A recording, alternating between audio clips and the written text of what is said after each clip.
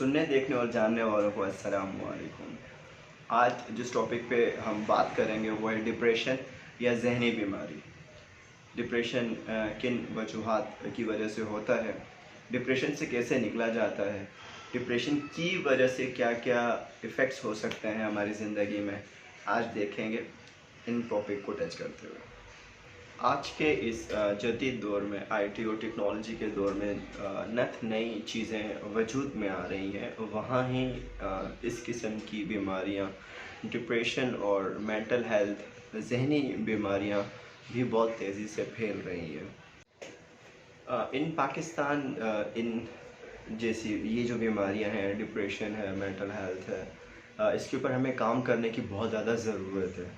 हमारे माशरे में इन बीमारियों को बीमारी ही नहीं तस्वुर किया जाता है, या फिर अपनी इंसल्ट समझी जाती है कि हम एक साइकियाट्रिस्ट के पास जाएंगे या साइकोलॉजिस्ट के पास जाएंगे या किसी कोच के पास जाएंगे मशवरे के लिए, और वो हमें हमारी ट्रीटमेंट के हवाले से बताएगा। ये एक टेबूज़ टाइप का समझा जाता है हमारे यहाँ, और लोग इससे परहेज़ करते हैं।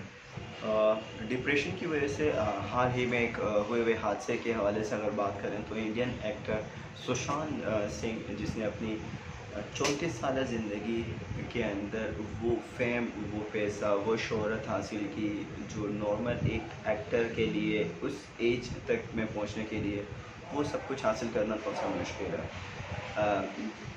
मैं ये इस तरह से एक्सप्लेन कर सकता हूँ कि ए ग्रेड के ऊपर बी ग्रेड के ऊपर ए ग्रेड है, ए ग्रेड के ऊपर A1 ग्रेड है, और A1 ग्रेड के ऊपर कुछ भी नहीं है।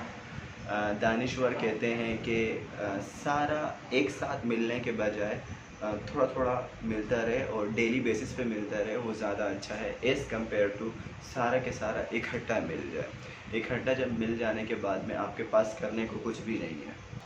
सुशांत की ही बात करूं तो सुशांत ने अपने करियर में बहुत उम्दा मूवीज़ की हैं, अवॉर्डेड मूवीज़ की हैं। धोनी की एक्टिंग करते हुए सचिन तेंदुलकर ने भी अपनी एक स्टेटमेंट में ये बात कही थी कि जिस तरीके से ये बैटिंग कर रहा है, इसको रियल में क्रिकेट खेलनी चाहिए। और मूवी में जिसने इन्होंने एक रोल प्ले किया था, सरफराज धोखा नहीं देगा, पाकिस्तानी लड़के की हैसियत से इन्होंने पीके मूवी के अंदर काम किया था। तो उस सरफराज धोखा नहीं देगा जो पाकिस्तानी सरफराज है, उसके ऊपर इतना ज़्यादा प्रेशर क्रिएट हो गया था कि सरफराज धोखा नहीं देगा। बहुत मशहूर बेज़माना डायलॉग्स इनकी मूवीज़ के रहे हैं।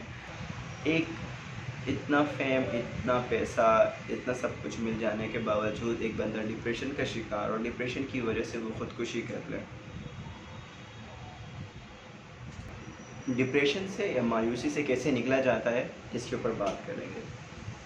मायूसी आती किन वजह से है या मायूसी होती क्यों है? नंबर एक, जब हम किसी से बहुत ज़्यादा तवक्कुआत लगा लेते हैं कि ये हमारी हेल्प करेगा और वो उतनी हेल्प हमें नहीं मिल पाती है, तवक्कुआत के बरअक्स काम हो रहा हो, तो हमें मायूसी होती है। हम पूरा साल मेहनत करें और पूरा साल मेहनत करने के बाद में जो रिज़ल्ट आए वो बिल्कुल अपोज़िट हो, हमें मायूसी होती है।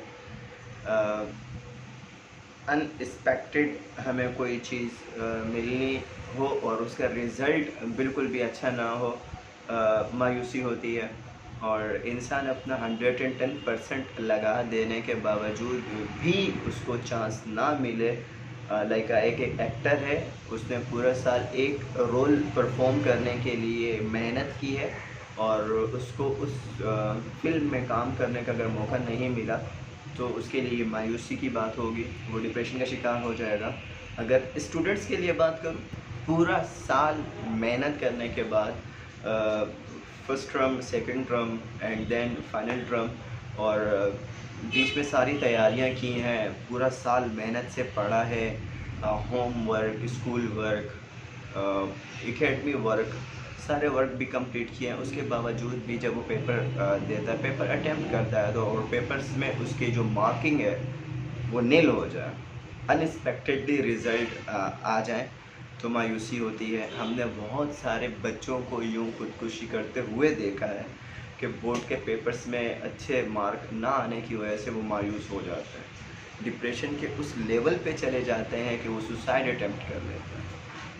निकला ऐसे जाए इस बीमारी से, डिप्रेशन से या मायूसी से, आपका स्पेसिफिकली जो प्रॉब्लम है, उस प्रॉब्लम को अपने किसी एक दोस्त के साथ में, अपने किसी एक भाई के साथ में, एक पार्टनर के साथ में डिस्कस करें। डिस्कस करने से, मशवरा करने से बहुत सारी चीज़ें सॉल्व हो जाती हैं।